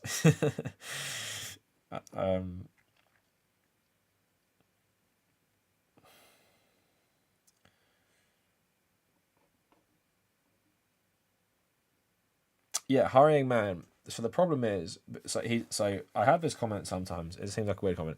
People ask me why I don't use dark mode. So basically, in the end of 2019, I had like this like seizure or something, which completely fucked up. Like gave me neurological problems, which I still have today. It also fucked up my vision. So whenever I look at white text on a black screen, I used to use dark mode for everything, but whenever I look at white text on a black screen, it just leaves the outline of the text in my vision. So I will literally look away and just see lines everywhere. I don't know why this happens. I can't look at LED lights. The reason I'm wearing this is because it's quite sometimes disturbing to me. Not all the time, but in like a dark environment, looking at like a white screen, it's very disturbing to my eyesight. That's why I wear these glasses. I never ever used to wear things like this ever. So looking at a black background with white text, hate it. And the fact that most video games do this, I hate it because I can't look at it for long because I know it's going to fuck up my vision. It's really depressing. I don't know if anyone else gets that. Let me know in the chat. Do any of you, if you look at something for too long, does it go into your vision? Like if you look at if the sun's really bright and you look at it and then you look back, you can still see it, or like an LED light or something particularly bright. If you look at it and then you look away, it's still in your vision. Let me know in the chat if you get that. But yeah, I didn't always used to have it. Visual snow. Do you guys have visual snow where you just see a grainy thing all over the place? I never used to have that. I have it now because of these neurological problems. It's actually really visual snow used to be thought of as solely as a side effect of migraines, which I get as well. It's only recently been diagnosed as its own thing. For me, it gets worse when I'm tired. But yeah, I was really fucking depressed when I first got it. Like, worst fucking year of my life.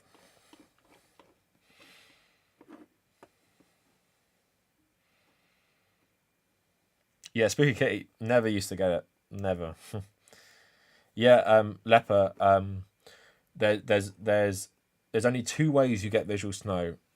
Through doing hallucinogenics or having neurological problems. Because there's something about what hallucinogenics do to your vision, and visual snow is basically like an early state of your vision seeing what you would see when you're on hallucinogenics, which is quite interesting.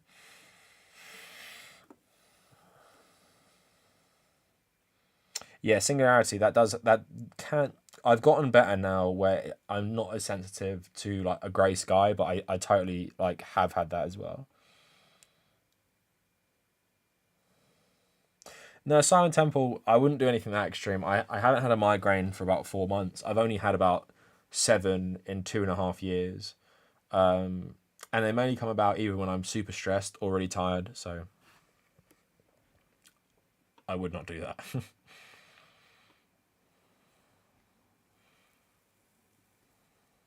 No, it wasn't a stroke. It was like a migraine where I thought I was dying, basically. I don't want to talk about it anymore though. Yeah, like a plasma screen burning, exactly. Yeah, Uatu, my girlfriend has it, and she didn't realize it wasn't normal until I brought it up to her, and I was like, "Yeah, you see that?" I was like, "I didn't used to see that," and she's like, "Oh, I thought everyone." The thing is, it's really really common, but most people don't realize they have it. where you only realize you have it if you've got it from somewhere.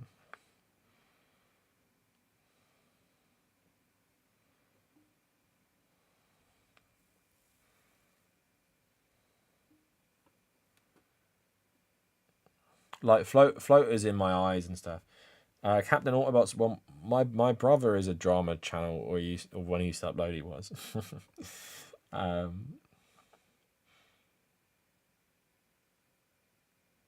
Elephant. Well, like we're all in it together.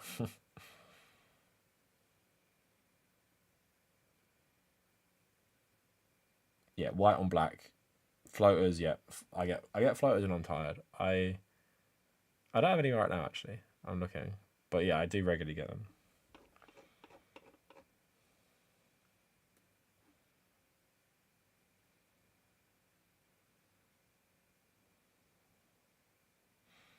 If anyone's worried about me, I've had loads of blood tests, eye tests, eye health tests and eye tests. So nothing wrong with my eyes. I've had an MRI scan, nothing wrong with my brain. Um, in good health overall, nothing comes up in anything. So it's just one of those things. You guys will know if you have any sort of neurological problems. It's just so hard to diagnose them. Often triggered by stress, and no one knows what happened to you. So it's just something you got to deal with, really. Thankfully, quitting my full-time job and becoming full-time YouTuber has really, really helped. Like, I'm so much less stressed. I actually enjoy my life. Don't worry about the future. Don't have as much health anxiety. So that's all good.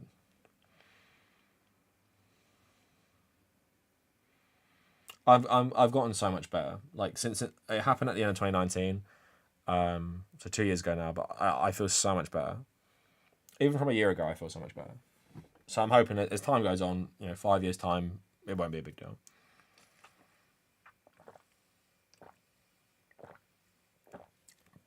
Kira, I'm pretty sure I have a form of OCD as well, so I wouldn't be surprised if that helps as well in terms of making it worse. Troy, how not like in a combative way, but like, why would you think YouTube is more stressful than a full-time job? I'm my own boss. I work on my own hours. I get to make content on things I'm interested in. Get the personal validation of loads of people liking what you have to say. Get the dopamine boost of social media, like likes and interactions.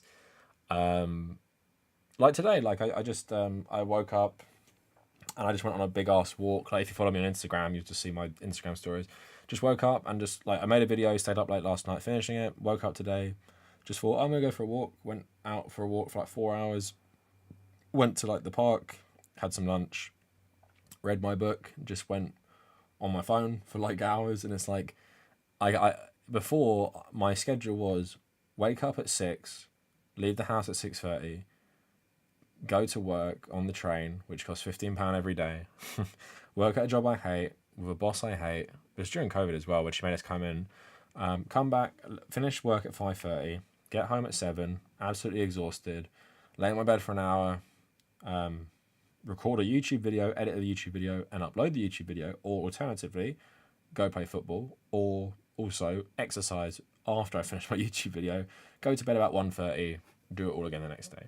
So no sleep. But the thing is, I wouldn't advise it to people, but I grind out my YouTube while playing football semi-pro, which was 2 trainings a week and a game on Saturday morning.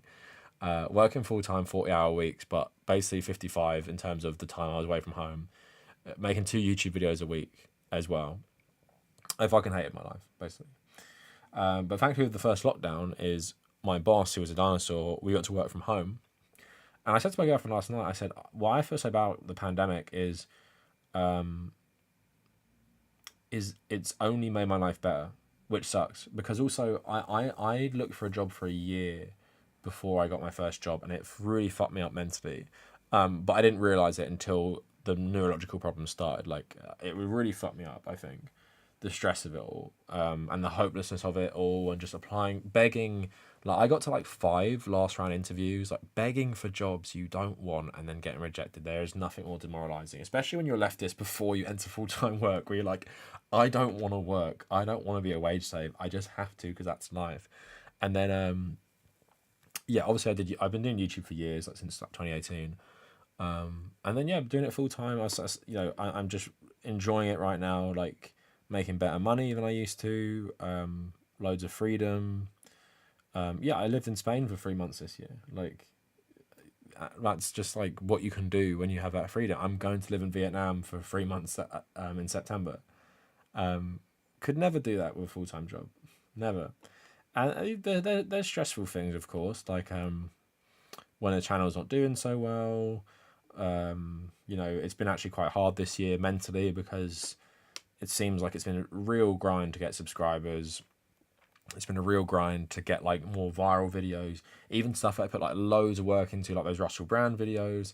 Didn't do as well as I wanted, but I know it could have done because I saw like Vosh make like a 20-minute stream clip and it got like 200k views, and I'm like, most of my audience watch him. Like I put so much work into this, like research and everything, and it just didn't do that well. Like it did fine, but like not that I wanted it to do. So there's been that stress this year. But then at the moment, my channel's I got over 1,000 subs in the last week.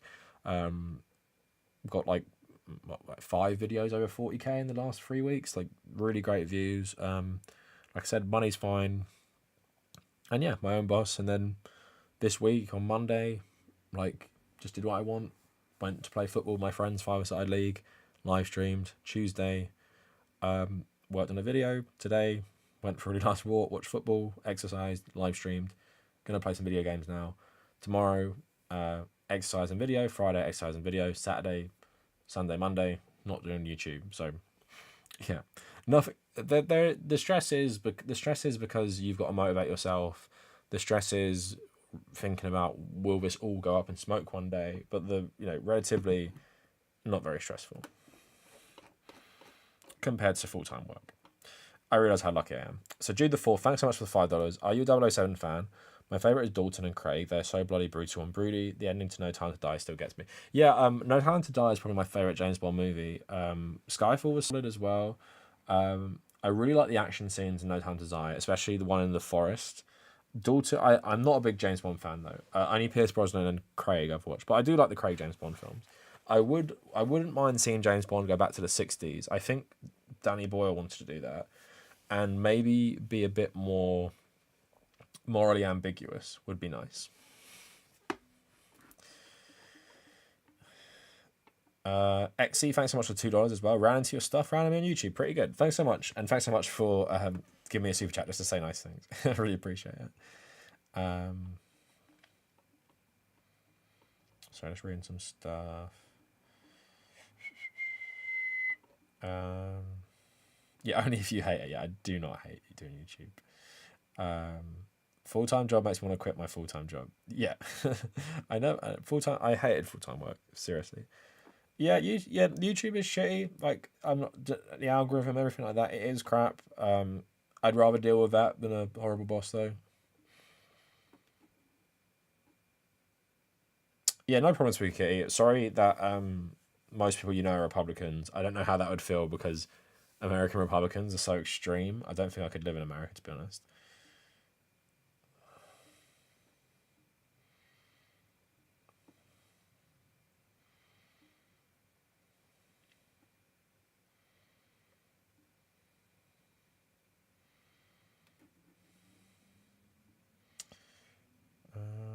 So I'm just reading the comments still.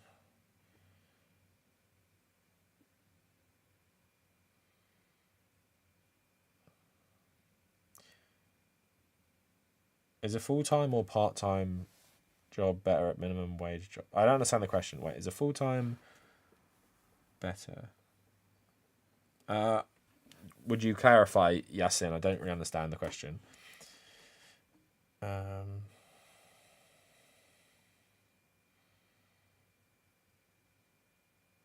Yeah, so Tom Fury makes a good comment. I'm a personal trainer, and I've trained a lot of different people from many professions. I found that independent workers are a whole lot happier no matter the line of work. Yeah. So my girlfriend is like she does shift work for like various outlets, but she's like freelance journalist.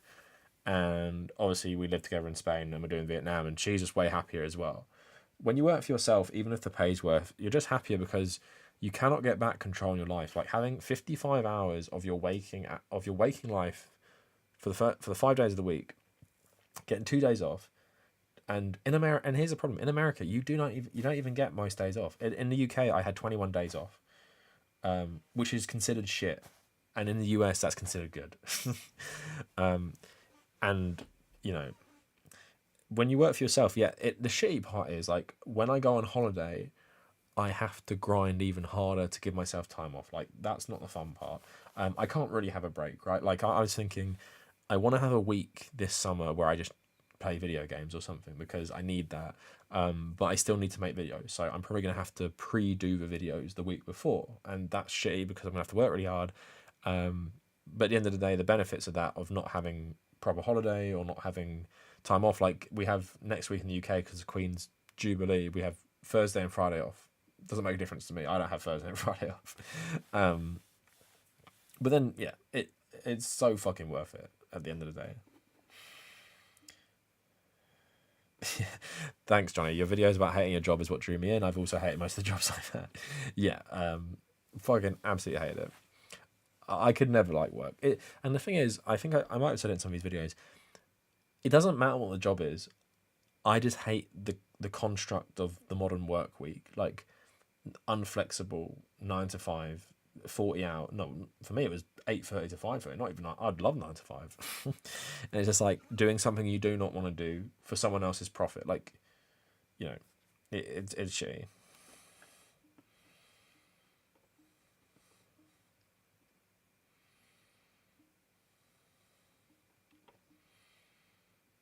Yeah, we are heading into a recession.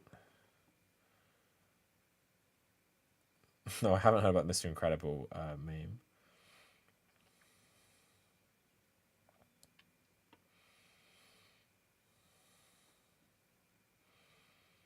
Man, what are people talking about?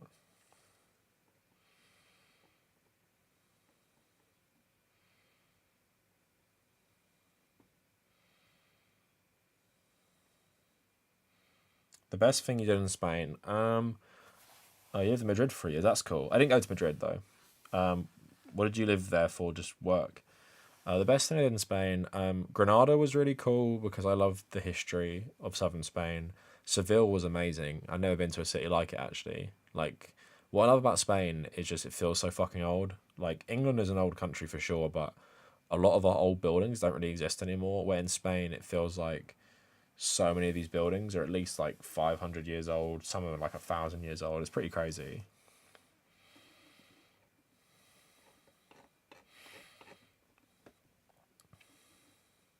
I hate working retail. I worked retail when I was 16. I fucking hated it. To be honest, the job I had wasn't so bad. I was basically a pharmaceutical journalist for a trade magazine and a website. And the actual content, especially because I started like a couple months before COVID started, so I know a lot about like the vaccines and the virus and pharmaceutical companies. That was all really interesting to learn, and I did some cool things. It's just that my boss was a dinosaur, pay was dog shit, hours were long, and I was having really bad neurological problems as well and health problems, which just gave me really bad anxiety at work. So I just fucking hated it. Andrew, I didn't see any statues to Franco. I saw a couple statues to like Muslim botanists and like poets and stuff.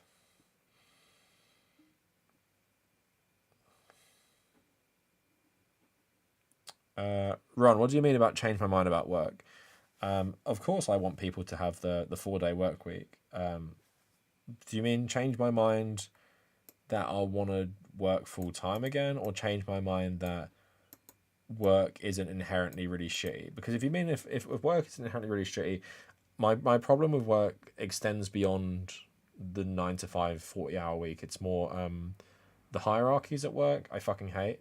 Absolutely despise someone who is not better than me, like by the work metric, talking down to me because I'm less senior than them, and them only being in that position because they're been there ages or they're suck ups. I also hate so the hierarchies, and I also hate the unflexible nature of work, to be honest. And also, most jobs are bullshit too. Like, even the job I liked was fine, but like most jobs are bullshit. Especially corporate. There is nothing more bullshit than a corporate job. But yes, if people work 4 days a week, flexible, like working from home, everything like that, I'm very happy for people to do that, and it will make their lives a lot better. It made my life a lot better than I work from home. I still just fucking hate work though.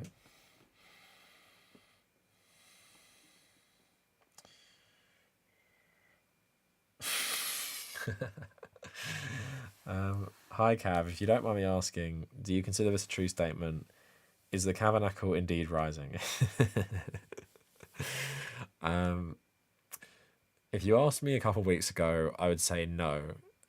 Based on my metrics over the last 7 or 8 days, I would indeed agree that the Kavernacle is rising.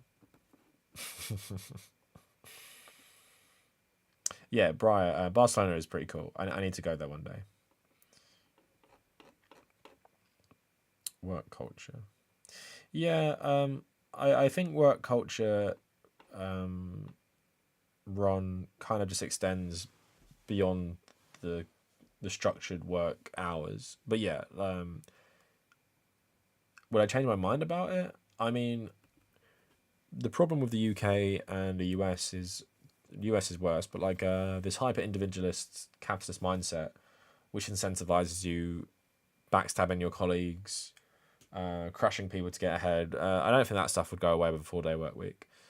But yeah, I would obviously like it because a lot of people would have a lot more free time to live their lives away from work. So marketing is garbage. Yeah, marketing jobs, very common for students out of uni. Dan Woodzilla, I'm not a massive fan of fighting games. I'd say my favourite games outside of MGS, Witcher 3, Tetris 99, Mario Kart 8, Battlefield 1, Bad Company 2, Assassin's Creed Valhalla and Origins, Max Payne 3 is a big one, LA Noire, GTA 4. That's off the top of my head. I probably have loads.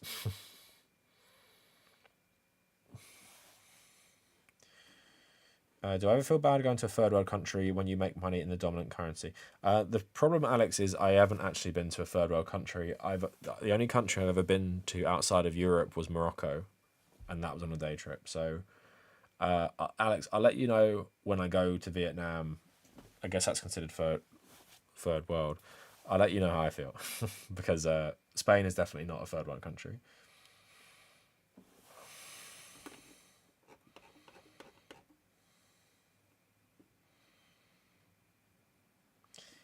Yeah, Bronson. I work in a warehouse. It's not abusive, but physically tough. Yeah, that's oh yeah, Bladestorm. Yeah, Dynasty Warriors 8 and Bladestorm. Yeah,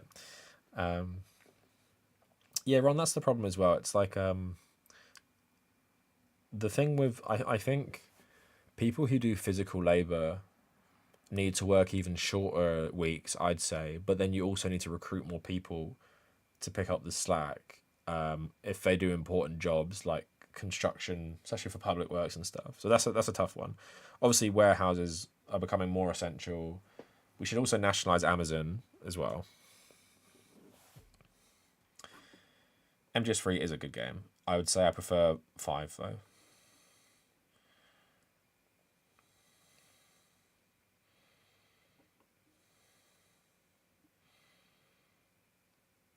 Tom, that sounds quite good, although I'm not sure. Like, just it's why I don't work 5 days a week because I work 3 days a week, but literally probably like I don't know, like 12 hours a day because I'd rather not work every day of the week. So I probably wouldn't want to do that. But yeah, for some people like yourself, it probably works. So why the name? No, the tabernacle isn't a Jewish temple. It's isn't the tabernacle the little thing where the Eucharist is stored in the Catholic Church? That's what I thought. I know there is a Jewish version as well. So that's what my name is based on because I thought it'd be fun to be like edgy atheist joke. Yeah, Dragon Harp definitely don't work for as long as possible. The fire rises. Yeah, Bane posting.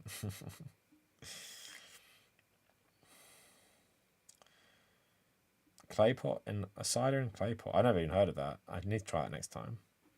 Would I work a 12-hour shift 3 days or 4 days a week? I guess I'll answer your question. Yeah, I would do 12 hours 3 days a week.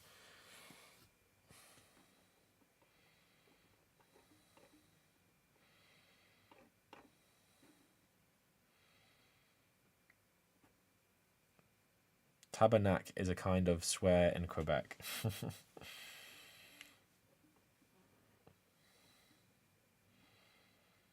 Tabernacle in the Catholic Church is like where they store the Eucharist or some shit. If I remember correctly. I'll type it in.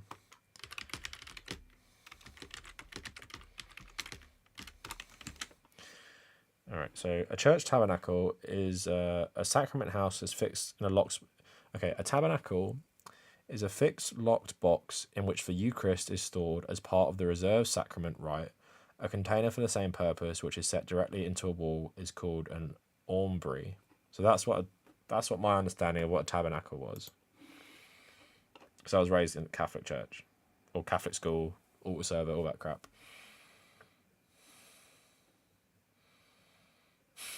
Yeah, Troy, that is the worst part about retail, the bullshit mainstream songs.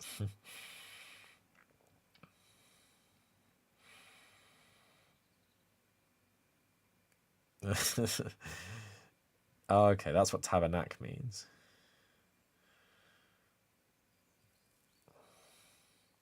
Yeah, Super Luigi, definitely something to do with space. Gym music, yeah.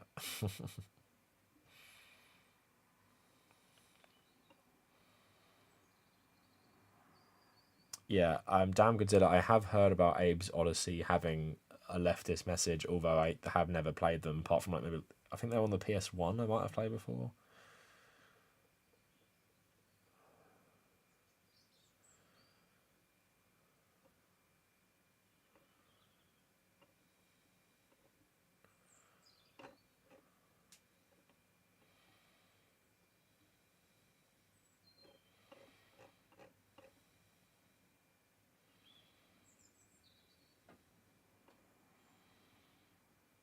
All right, I think I'll leave it there just because it's getting late. Near 4 a.m. All right, so I'm probably gonna make a video tomorrow on Ricky Gervais being a transphobe and being a bit of a shit comedian. So look out for that. A video on Friday about I want to talk about like people like Joe Rogan and Bill Maher becoming like these really conservative boomer types. So I'm going to talk about that maybe as well. And then that'll be it. So this is the last live stream of the week. I will archive it hopefully on my second channel at some point. But anyway, yeah, thanks so much for the chat, guys. I really enjoyed this one. Changed from a very serious conversation to just talk about loads of random shit. But yeah, enjoyed this chat a lot. Please go watch the video from yesterday if you haven't. And yeah, follow me on the socials. And next stream will be on either Monday or Tuesday. I haven't decided yet. I've got to go to some bullshit wedding on Wednesday. I really don't want to go. That reminds me, I need to order a shirt. Anyway, thanks so much for tuning in, guys, and I will see you in the next one. And yeah, stay tuned.